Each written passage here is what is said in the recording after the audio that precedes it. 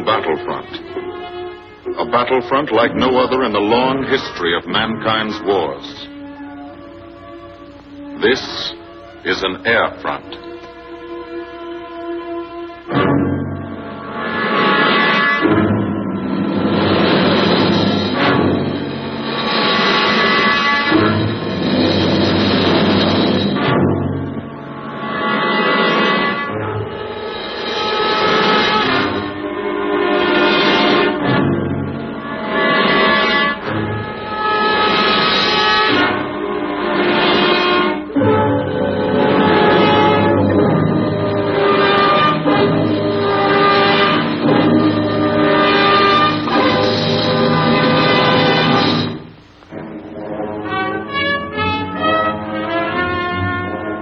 The working day begins, as it will end, with the ground crews, as much a part of the fortress as her wings. If you're a mechanic, you've got your own bomber. You get attached to it. But you know when your ship goes out on a mission, you may never see it again. So you do your work as well as it can be done, perfectly. Because you wouldn't want anything to go wrong that would be your fault.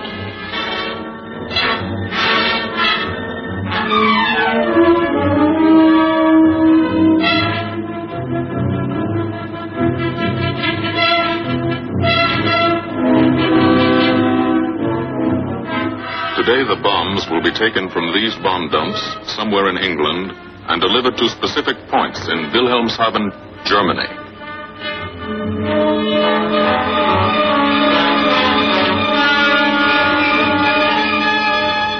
To deliver them is the job of the 8th Bomber Command, just a hauling job, yet one of the most difficult and complicated of military operations.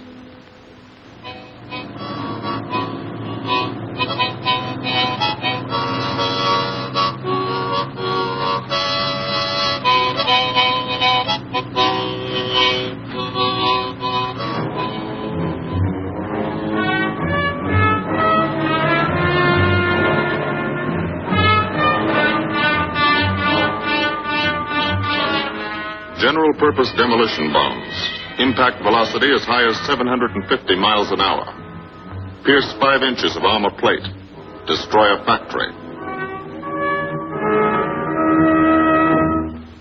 Briefing at 0800. Pilots, bombardiers, and navigators take their places. The group commander, Colonel Stanley Ray, steps up to the target map, and for the first time you learn where you're going. Sometimes your face turns white when you find out. Sometimes the feeling you won't come back tightens your insides. Not so long ago, you were sitting like this in a college or high school classroom, not listening too hard, perhaps even a little sleepy. But you listen here. And as you listen, you don't have time to think of yourself. Fear fades. You concentrate on the mission. Type of formation, assembly point, 0 hour. Route to target, weather, enemy fighters, enemy flak, route back home. If forced down in enemy territory, destroy equipment. If taken prisoner, give no information. Name, rank, and serial number. That's all.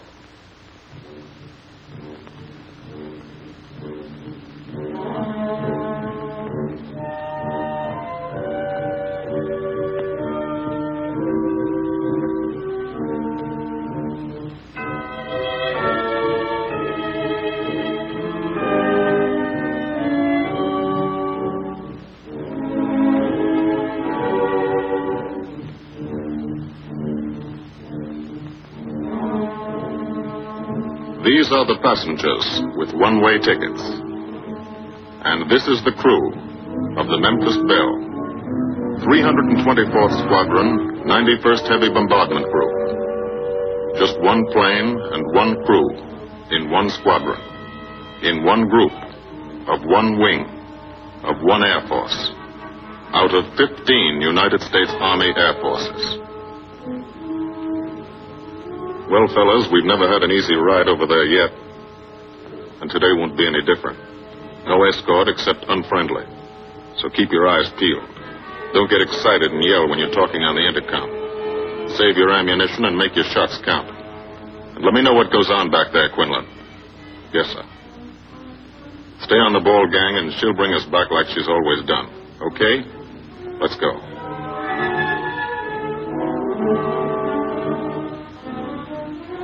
They have completed 24 missions in this, the toughest theater of air war, the big league of sky fighting.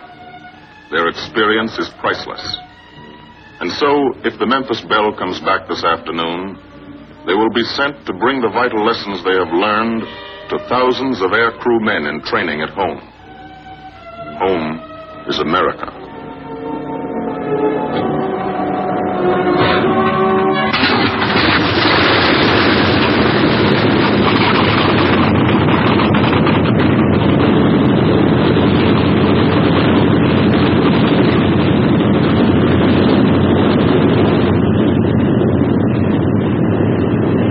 This is a battlefront, like no other in this or any war.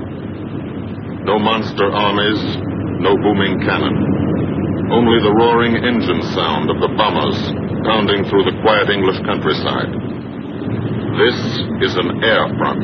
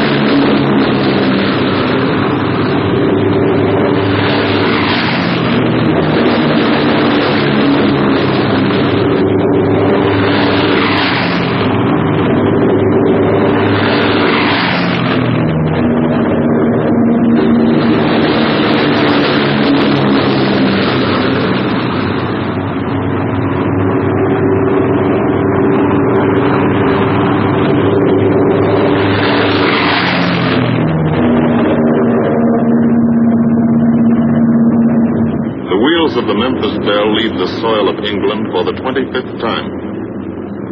The friendly soil of England, with its ordered farms and rural hamlets, its country estates surrounded by formal gardens and well-kept parks. The England these Americans knew only from the classics they had to read in school. The England of the towns and cities, whose people have defended their island's freedom for over 1,000 years. But today, their countryside has changed. Today, their island has been converted into a gigantic bomber field, a super aircraft carrier anchored off the shores of fortress Europe, with hangars and machine shops, with hundreds of dispersal points, perimeter tracks, and concrete runways. This is England in its 5th year of war.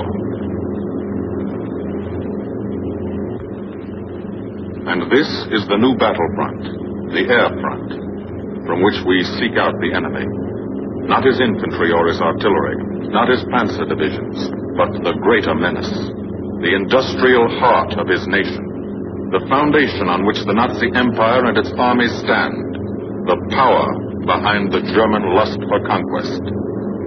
The steel mills and refineries, shipyards and submarine pens, factories and munitions plants, pinpoints on the map of Europe which mean rubber, guns, ball bearings, shells, engines, planes, tanks, Targets. Targets to be destroyed. And these are the destroyers, each with a belly full of bombs, and 10 men like the crew of the Memphis Belle.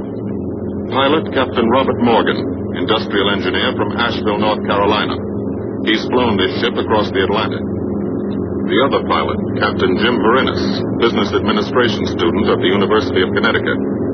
Radio operator and gunner, Sergeant Bob Hansen, construction worker from Spokane, Washington.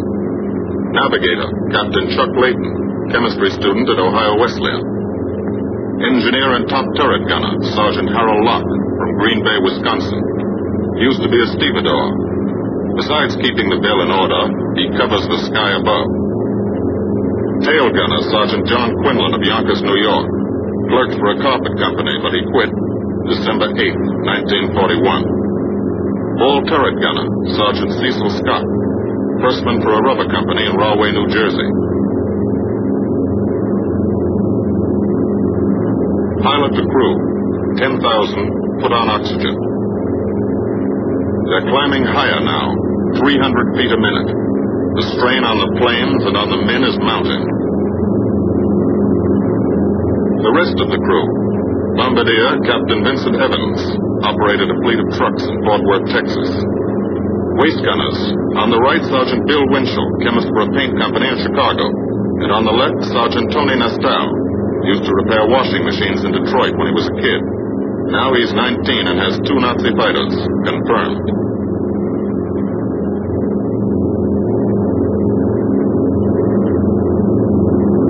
It takes all of a pilot's strength to keep a 30-ton fortress in tight formation. But the formation is the bomber's best defense against enemy fighters. The planes are deployed to uncover every gun, stepped up and down, echelon to the right and left, arranged to overcome the danger of gunners firing into friendly ships, arranged so concentrated cones of fire from the caliber 50 machine guns cover the sky for 1,000 yards in every direction.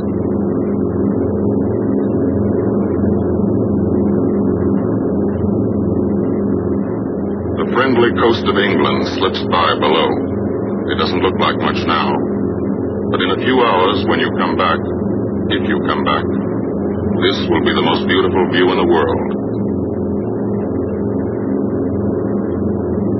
Higher and higher, climbing to reach your best operational altitude, 25,000 feet, 5 miles straight up. So high you can't be seen from the ground with the naked eye.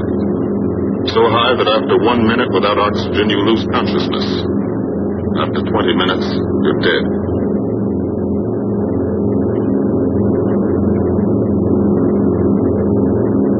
From now to the target, you go about your routine duties, plot your course, check your equipment, and wait, and think. Higher and colder.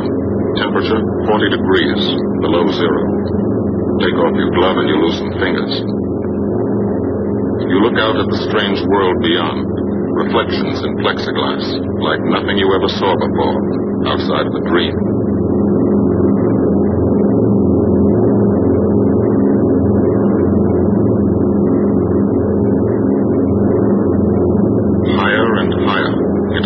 Stratosphere, until the exhaust of the engines mixing with the cold, thin air condenses and streams the heavens with vapor trails.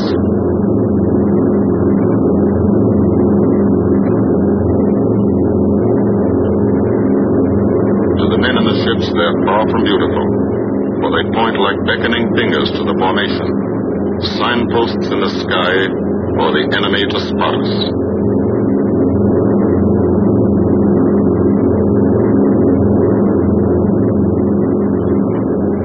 For these bombers to accomplish their mission, a plan is needed. Carefully worked out, timed to the minute. The job is to bomb Wilhelmshaven effectively and economically. The enemy is strong, skillful, determined to stop us. Here are his defenses. Aerodromes, well dispersed. Each plane indicates a stoffel or squadron of fighters. Heavy anti-aircraft, highly trained and accurate, all along the coast and defending his vital installations. Radar to warn him of our coming. Here is our plan to divide his defenses and weaken his opposition. At 13:30 hours, shortly after takeoff, 6 groups of planes will be heading toward the enemy coast from 6 directions. The Blue Force, 100 B-24 Liberator 4-engine bombers. The White Force, 300 B-17 Flying Fortresses. The Green Force, 300 B-17s with an escort of 6 squadrons of P-47 Thunderbolts. A force of B-26 Marauders, twin-engine medium bombers with 6 squadrons of RAF Spitfires escorting, almost 1,000 planes and over 8,000 men in the air. The enemy alerts all his aerodromes. But which is our main force? What are our targets? Where should the Nazi controllers send their fighters? It's our job to make them guess, and guess wrong. A half hour later, at 1400 hours, the Blue Force will be heading east across the North Sea, with the White Force following. These enemy fighters are tied down, waiting to meet them, and will not be able to attack the Green Force. These fighters must come up to attack the Green Force, and thus will be no threat to the Blue and White Forces. The B-26s and Spitfires will bomb and strafe a key rail junction, diverting these 6 Stockholm and preventing the enemy from concentrating too many fighters on the Green Force, which is scheduled to bomb an aircraft factory at Hanover. At 14:30 hours, the Blue Force will threaten this entire coastal area of northwestern Germany. Which target will it be? Flensburg? The Kiel Canal? Or will it turn suddenly and bomb Hamburg, Wegesack, or Emden? Actually, it carries no bombs at all. It's a decoy and keeps the fighters from the northern area busy while the White Force, the main effort, heads for the submarine pens of Wilhelmshaven. At 1500 hours, while the White Force is over its target, only a fraction of the available German fighter strength of the area can intercept it. Because of the Blue Force diversion and the simultaneous bombing of Hanover by the Green Force. This is the plan of battle for today, drawn up by the Combined Operations Planning Committee and approved by the Commanding General. The White Force, lead group, low squadron. We've crossed the invisible line of enemy radar. The Hun is expecting us.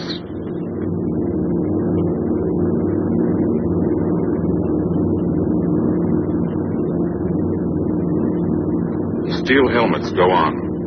Watchful eyes strain. Tight formations are held tighter still. Tense gunners more alert because here it comes. The enemy coast. From up here, it looks the same as any other.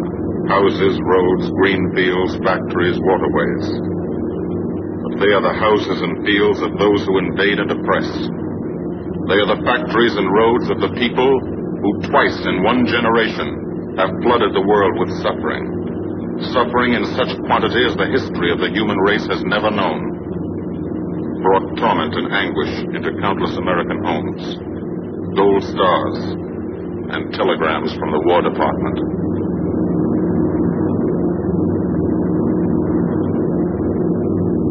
The first plaque, just harmless-looking, silent puffs of smoke. Only each puff is a shell exploding, throwing shrapnel around the sky. Exactly the range, accurate plaque by radio prediction. 5 miles down, Nazi anti-aircraft batteries have calculated the altitude, speed, and course. Where will the next one hit? You try not to be there.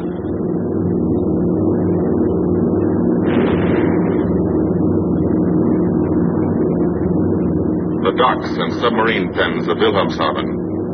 Approach to the target starts. No smoke screen can protect it.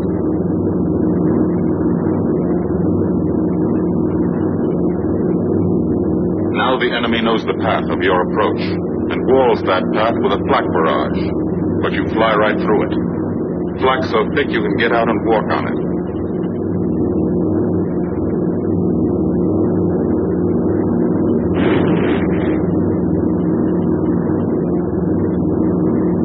Morgan changes course every 15 seconds. Evasive action to confuse the flak batteries.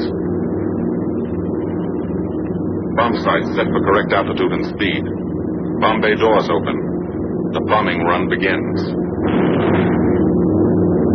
Pilot to Bombardier. Okay, Vin, you got it. Now Evans flies the Memphis Belle, controlling it through the bomb sight. And now we are most vulnerable. Committed to our bombing run, we can't dodge flak or fighters. Here's the first.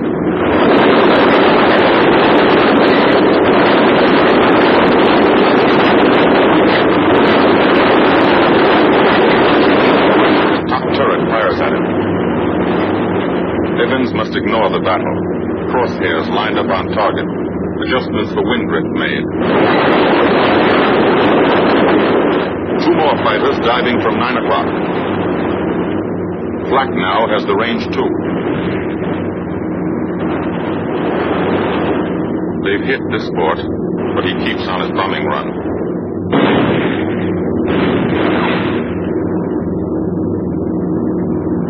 As lead bombardier, Evans' aim must be good. Every other ship in the group will drop its bombs when he drops his. Now one pointer on the bomb site moves toward another stationary pointer. The instant they touch, bombs will release.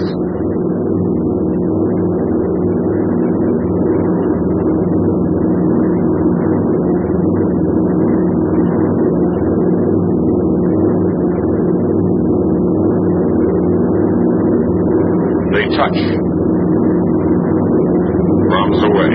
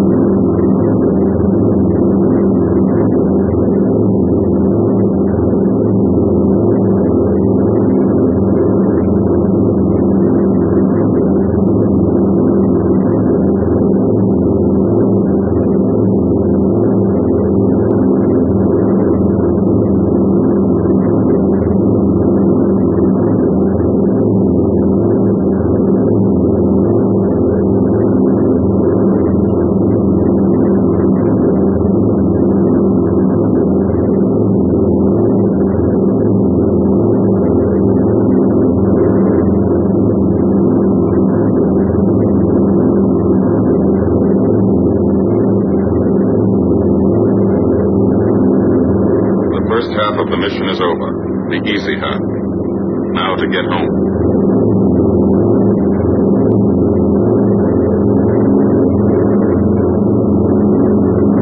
The flak stops. That means fighters out there somewhere. A stapel lurking behind that cloud, or hiding up in the sun where the glare blinds you, and you can't see them, waiting to dive down on you. Fighters at 6 o'clock.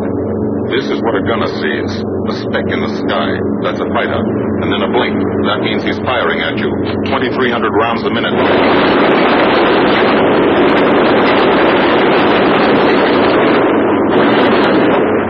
In a running battle, one of the most important instruments is the interphone. There's 4 of them. 1 o'clock high. They're coming around. Watch.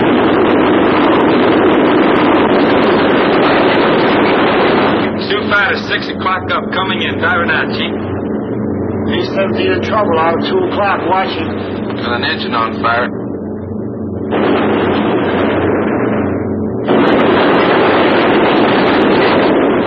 There's 2 more diving through the 94th. 3 planes, 9 o'clock, coming around. Keep your eye on them, boy. Coming around the 10. Watch them, so keep your eyes open. Yeah. They're breaking at 11, breaking at 11. I got them. Hey, coming around underneath at 10 o'clock. I see them. 2 at 2 o'clock. Watch them, Scotty. I got my sights on them. Check that B-17, Chuck. 3 o'clock. Motor smoking. Fire at 10:30, coming around. Those 10:30 upper or lower?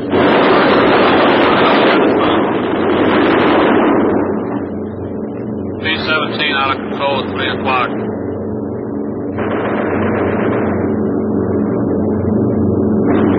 Come on, you guys, get out of that plane. Bail out. There's one. He come out of the bomb bay. Yeah, I see him. There's a tail gunner coming out. Watch out for fighters. Keep your eye on them, Bill. See any parachutes, Quinlan? Parachutes. So black at 9 o'clock. 8 men still in that B-17. Come on, the rest of you guys. Get out of there. Come on, Bill. So far, there's 3 more shoots. Black, 11 o'clock. Fighters, 6 Heavy, 109 at 3 o'clock. Keep after him, Mitchell. I see him. I'm on him. Come on, you son of a bitch.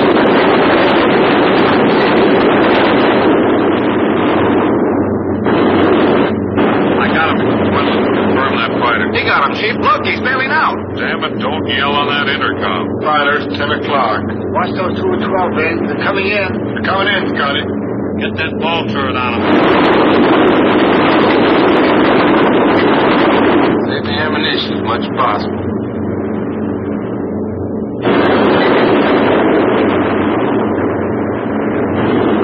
Watch that fighter coming in at 3 o'clock. He's coming in a half roll. Pull her up, Chief. Pull her up. Hurry.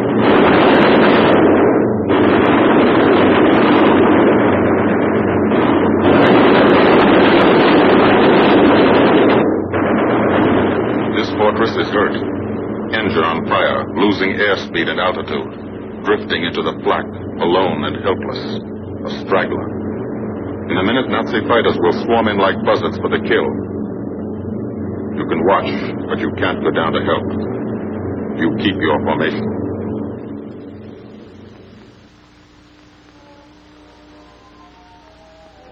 Here, too, the mission is being flown.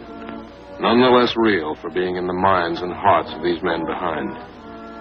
Ask anybody who's been to a field in England, or anywhere else our bombers are based, and he'll tell you that there's drama here, too. Waiting to see who's coming back. To watch them, you might not realize how tense these ground crews are. But they are tense, and plenty worried. In Air Force talk, this waiting is known as sweating out the mission. These men know the flight plan. Their watches told them when the bombers were running into enemy flak, when they were over the target, when they left the enemy coast. And now their watches tell them the bombers should be nearing the field. Every ear strains for the first sound of the engines. And then somebody hears them. And somebody sees the first faint specks in the distant sky.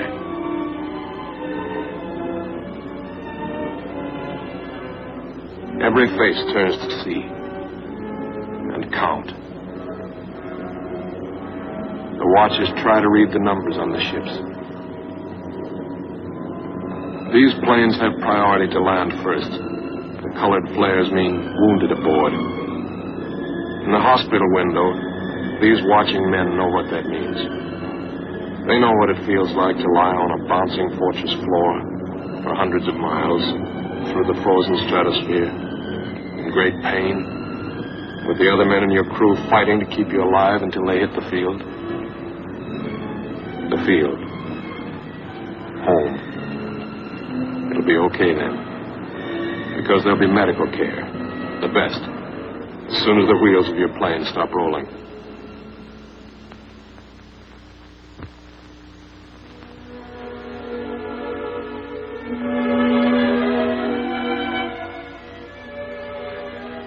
Head wound.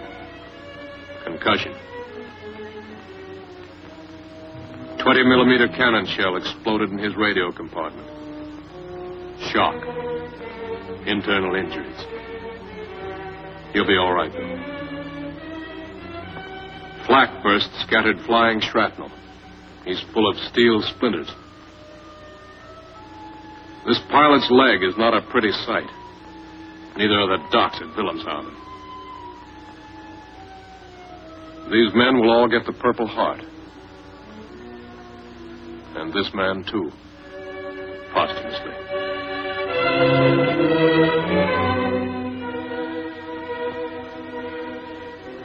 A transfusion right in the plane. This gunner's too weak to be moved.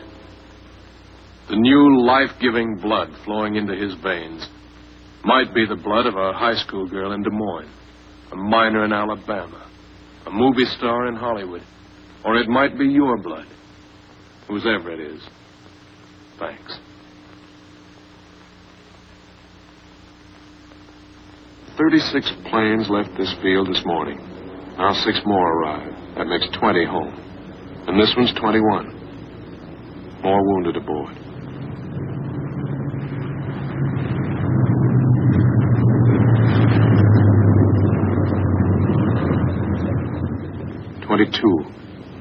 Coming in with his left inboard engine dead.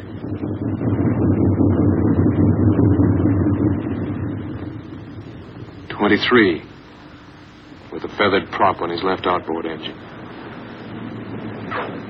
24, Southern Comfort, with a chunk of tail gone. 25, they flew home on their luck. 26, not a scratch.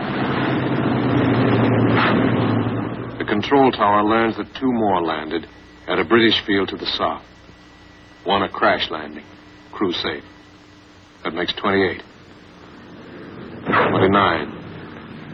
A rough landing, but her pilot's badly hurt. It's a wonder he brought her back at all.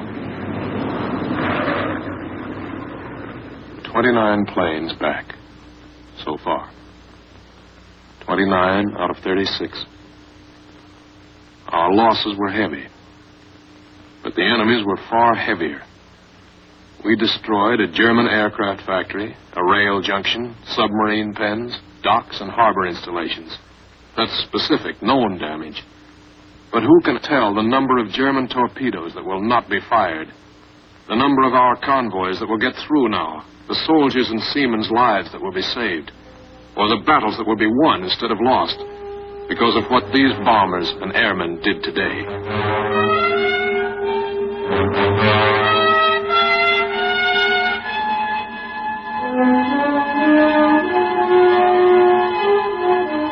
Pilot and tail gunner.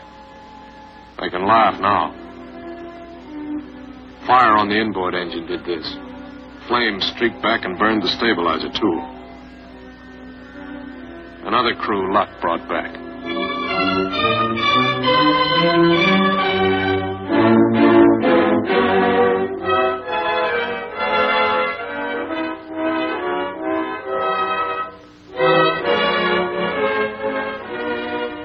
Here's old Bill.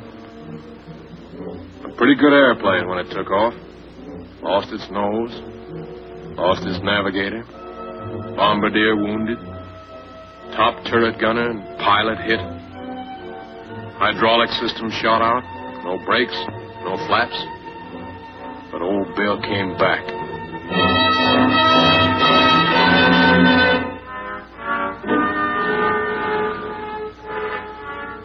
Now, among the returned crew members, talk flows like a river, talking out every detail of the mission. These are the faces of combat. Faces of Americans who have watched their comrades die. Faces that can never forget the enemy. And there are no mood there to picture taking.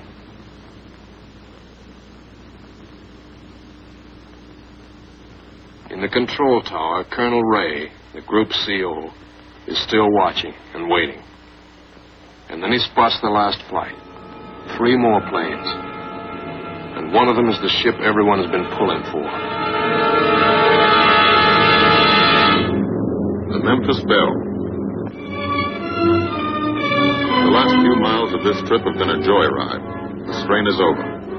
They can leave their guns now. Now they know they're going to go home. To Spokane, Green Bay, Asheville, Detroit, Chicago, Fort Worth, and Yonkers.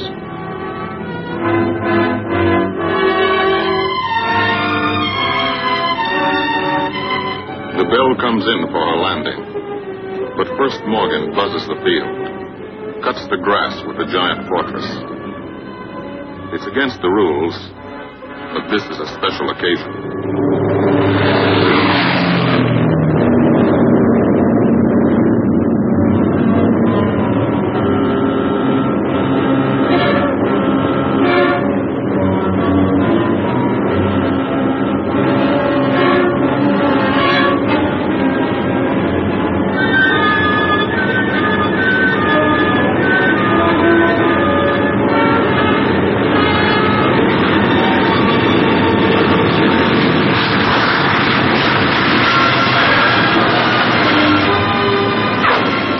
heroes of the Memphis Belle come back to the soil of England for the 25th time.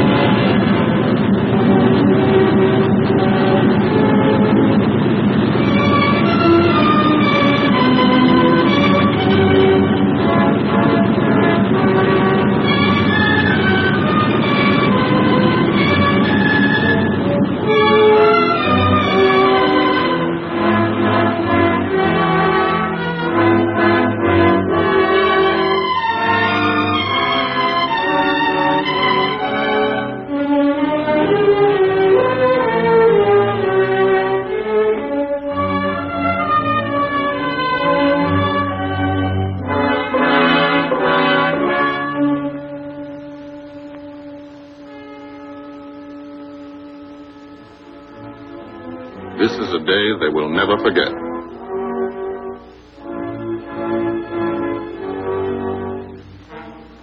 Another great day soon after, Brigadier General Hansel visited the field and presented the Distinguished Flying Cross to every member of the crew.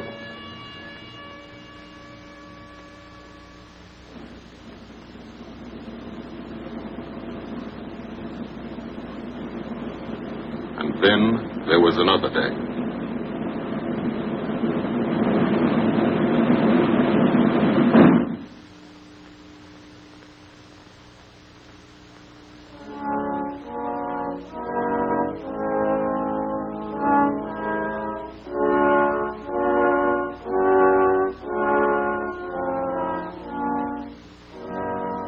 Their Majesties, the King and Queen of England.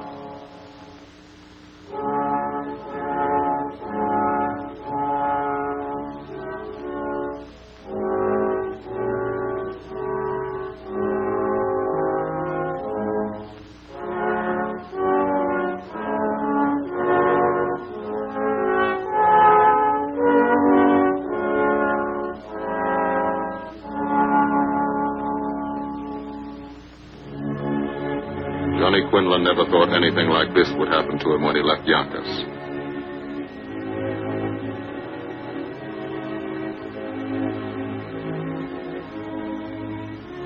The ground crew were a little self-conscious about being dressed in fatigues, but the Queen thought they were very nice.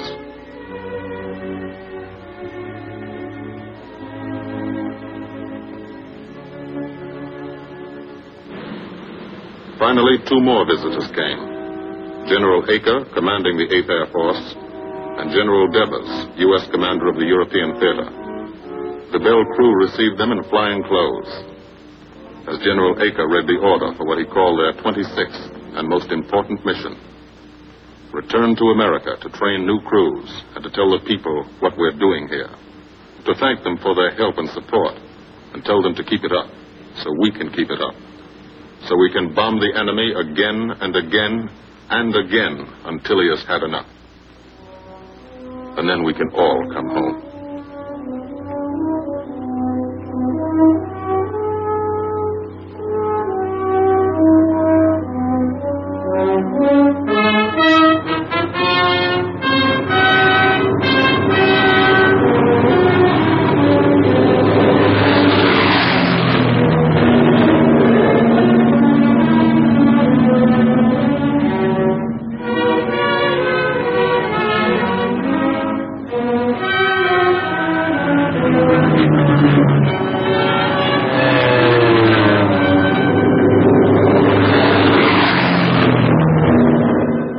The 8th Air Force, who are now flying deep into Germany, bringing destruction to targets almost 1,000 miles from their bases. Destruction like this. And who have never once been turned back by the enemy. To those men, this film is gratefully dedicated.